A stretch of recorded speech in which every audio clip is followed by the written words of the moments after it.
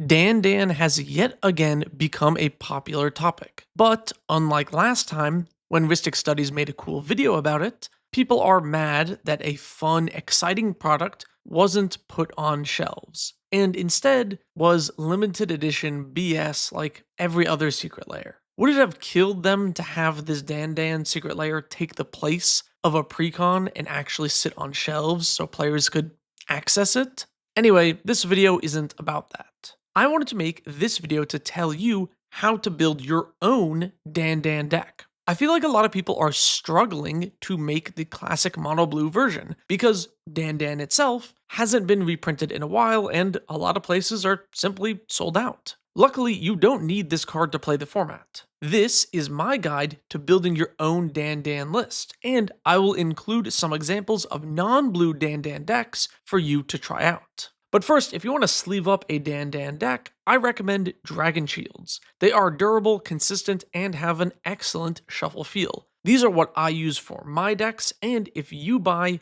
some online using my code TTM, you'll get a discount, and it supports the channel. Link below if you want to get some sleeves today. So what are the rules of DanDan? It's 1v1, 80 cards, 20 life, and both players share a library and graveyard, which makes the deck perfect to bring to any Magic event, since if you are just waiting for a commander pod to fill up or have time in between rounds, you can pull out one DanDan deck and you and another player can just share it and play the game. There's no ban list. You can have as many copies of a card in your list as you want. DanDan is very cube-like in that regard. You make the list however you want. You could make your DanDan list all forests, fogs, and one copy of Brushwag. It probably wouldn't be very fun, but you could do it. So there's no ban list. You can even use uncards if you wanted. Everything I'm going to say in this video is just advice based on what I've learned from brewing DanDan lists over time. In reality, you can do whatever you want. Arguably, the most important part of any DanDan deck is, well, the DanDan. What is your deck's threat? The threat will shape the entire list and how it plays.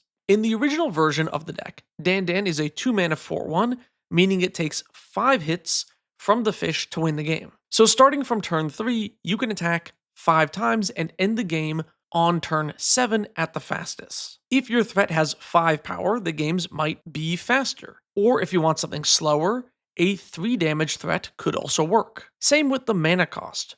The more expensive threats will increase the time it takes to actually win, and a 1 mana DanDan would let you start attacking even sooner. But what is most important about your threat are the breakpoints. Let's imagine you're playing regular DanDan and added red for Lava Spike. The first Lava Spike does literally nothing. If you Lava Spike one time, it puts your opponent to 17, which means you still need 5 attacks with DanDan to win. You don't want to have spells that don't matter. The easy thing to do is have all damage done in the same increments. All of your spells and creatures all deal 3 damage, or 4, or whatever. This lets you clearly, easily set the pace for your DanDan deck. Another tip is that you don't want the creature to scale. Something that gets bigger or stronger every turn can lead to one player crushing the other person in a big stomp. Again, you can do whatever you want, but I just think it works best when the creature doesn't snowball into more damage or cards. Removal is another important part of the DanDan format. Traditionally, Memory Lapse is used as both a counterspell and theft effect by putting the card on top of your library. Or in white, you can use Lapse of Certainty. In DanDan, most removal should be a 1-for-1, with a very small amount of 2-for-1 options to make big plays in the late game. 2-for-1s go hand in hand with card advantage. This is something you want in your deck, but only in a small amount. You don't want to be able to chain card draw into more card draw too much. Again, if you have a lot of 2-for-1 removal spells and a lot of card advantage, it can be very easy for one player to stumble into so much value they just crush the other person. It can make for imbalanced games of DanDan and make recovery almost impossible. Ideally, you don't want a game where one player holds all the cards and removes every threat. The more back and forth you can have and small incremental decisions, the better it's going to feel. Of course, just removal would be uninteresting. You need some other counterplay. Protection, reanimation, recovery, counterspells all serve as ways to create a back and forth interactive game. So do cycling spells when paired with top deck manipulation. Top deck manipulation is where the real strategy comes in with DanDan. If you're in blue, we have the classics Brainstorm, Ponder, Preordain, Portent, and more. You can Portent to set up for a good draw on your next turn, but then your opponent can cycle to snatch that good draw from you, unless you already thought of that. And you actually put an island on top of your deck, so they would cycle it, grab that, and instead you get the DanDan second from the top. Instant speed ways to manipulate the top of the library or move cards from the graveyard onto the library are key to any DanDan list. And then coupling this with cycling lands will allow players to back and forth respond to each other by drawing and setting up the top of the library, which creates a lot of fun, interesting gameplay. If you are not in blue, there are still other options that let you scry or surveil, which can be in your DanDan deck. Brainstone is probably one of the best options, since you can put it in any list and it is functionally a brainstorm. Some of my other favorite top deck manipulation cards would be Misinformation, Zhalfirin Void, and All the Omens, which lets you also just set up the top of your library. Plus, there are tons of other spells that just casually cycle, surveil, or scry, which you can add to your DanDan list to continue that top deck manipulation. I'll show you more examples when I talk about other DanDan lists later in the video. The last thing you want to add to your DanDan deck is complexity. Unique effects that add fun twists to the gameplay. In traditional DanDan, that would be cards like Supplant Form or Ray of Command.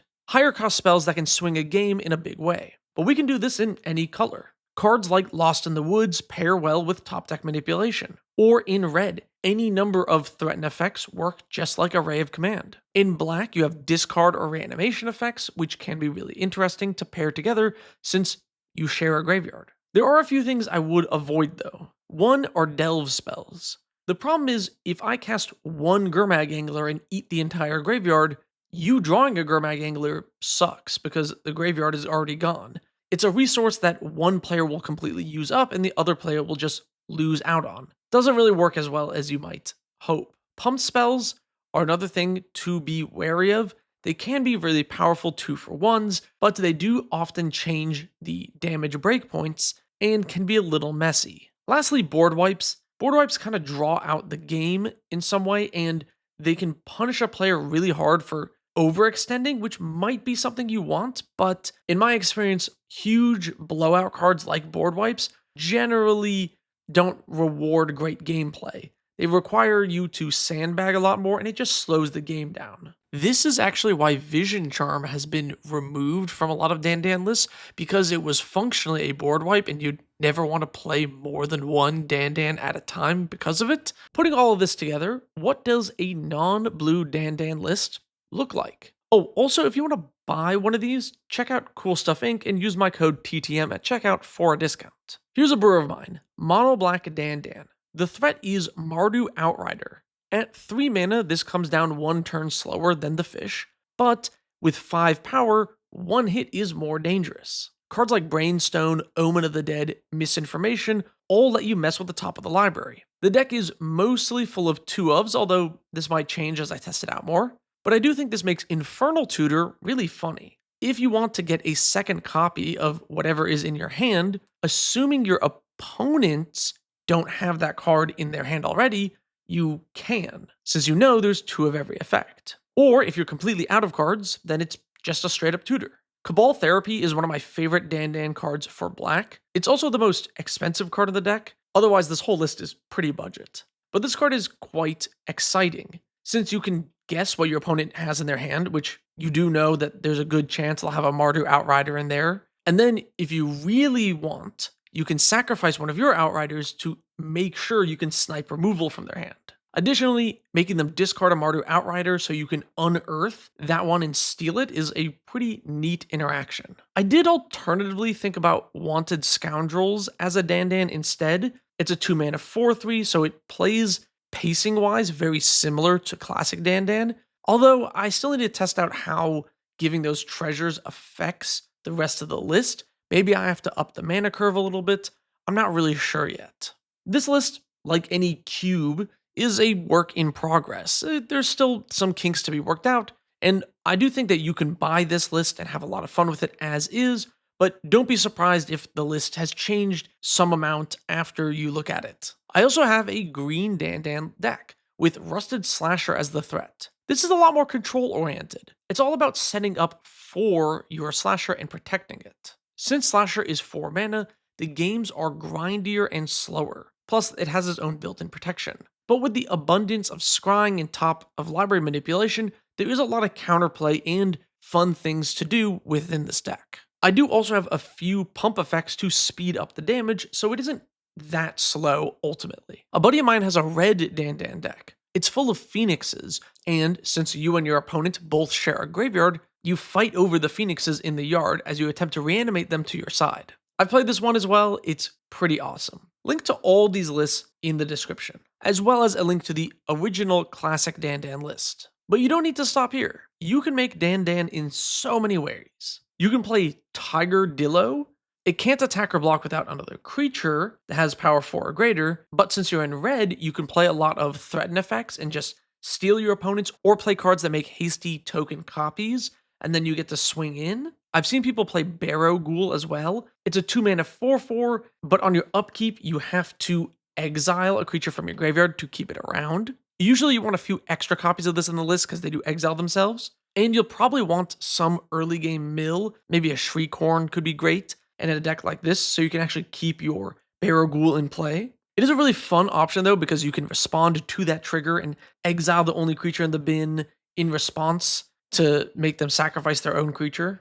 Jotun Grunt is also a 2-mana 4/4 with a strange cumulative upkeep, where you have to put 2 cards onto the bottom of its owner's library. And if you play this with a lot of self-mill and then cards like Memory Lapse, you can have a very similar DanDan experience to the mono blue one. Again, you'll need some more self-mill to make it function, but it is kind of neat. Tharla's Battalion is another really interesting option. It's a 2-mana 4/3. You can only cast it if you played another green spell. I do dislike that it has trample though, and only 3 toughness. If it was a 4/4 or didn't have trample, it would be a much better option. It makes the numbers a little weird, but it is interesting. And of course, you can mix and match. You can have multicolored DanDan decks. You can do whatever you want. You can even forget everything I've said in this video and go wild. Build a list that is all burn spells, skullcrack effects, and life gain. Make a deck that's all planeswalkers and ways to ping them, and you can only win with a planeswalker ultimate. How about a scaling threat that you can either put resources into or spend resources to remove your opponents? The possibilities are endless, so get creative. I'll also link below to this random Reddit post I found where a user suggests a bunch of interesting cards for DanDan. It's a really good place for inspiration. Now, what if you want to play classic DanDan and you're still struggling to get a hold of the actual creature? Well, of course, you could proxy or just play the other DanDan, Frostwalker. It's basically the same thing. Same mana value, and it will die to magical hack effects like the normal DanDan does. Now, you can't play Supplant Form and Ray of Command in that list, but you could replace those with Mitotic Manipulation and Retraced Image, which are both pretty interesting cards for DanDan. Frostwalker is much easier to get your hands on, so it is a pretty budget alternative to play traditional mono blue DanDan. I think DanDan is such a cool, awesome, fun, unique format that everyone should try. It's really easy to get into and get your friends into because they literally don't even need a deck. Once you bring a DanDan list, they can play it. If you have any other suggestions, tips, tricks, alternative ways to play the format, please let me know in the comments below. I'm very excited to see those. Lastly, Jesse DeComas asks, I'd love an update video on your new Mina and Den deck. Why'd you drop the Big Beater strat? And the answer to that question is kind of interesting. It's because of bracket 4. And I think the way the bracket systems are set up has caused me to change the deck. But I think it's too complicated of an answer to give here at the end of the video like I normally do. So if you're here at this point, I kind of want to do a mini survey in some capacity. What is your impression of bracket 4? Because I'm thinking about making a video on it and I'd be curious what people think about it. Sorry, Jesse, I didn't really answer the question, but hopefully I'll get to it in a future video. Thank you so very much for watching. If you want to ask questions like that, check out my Patreon, or if you want to be in the credits, like My tier 3 patrons here, again, link below.